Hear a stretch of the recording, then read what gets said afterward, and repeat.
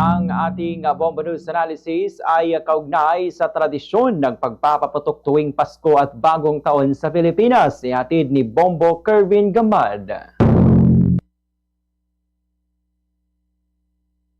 Sa gitna ng masayang pagdiriwang ng Pasko, muling nagpaalala ang Department of Health na ang selebrasyon ay maaari ring mauwi sa trahedya.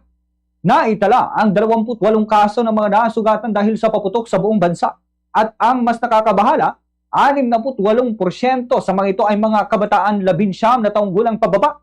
Ibig sabihin nito, ang saya na para sa marami ay nagiging sakit, luha at panganib para sa ilan, lalo na sa mga bata na dapat sana'y mas pinangangalagaan sa ganitong panahon. Ang mga paputok gaya ng boga, 5-star at triangle na madalas itinuturing na hindi delikado, ang siya palang pangunahing sanhi ng pinsala.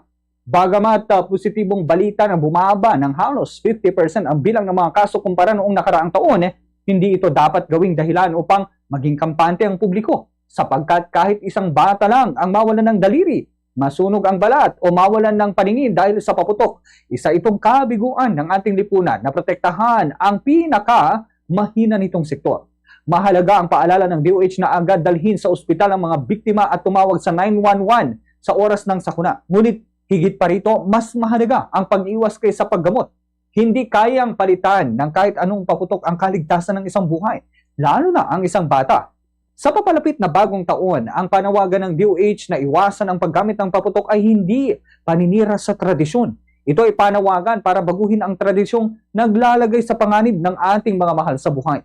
Ang tunay na diwa ng Pasko at Bagong Taon ay hindi nasusukat sa lakas ng pagsabog ng paputok, kundi sa ilalim o sa lalim ng malasakit natin sa isa't isa.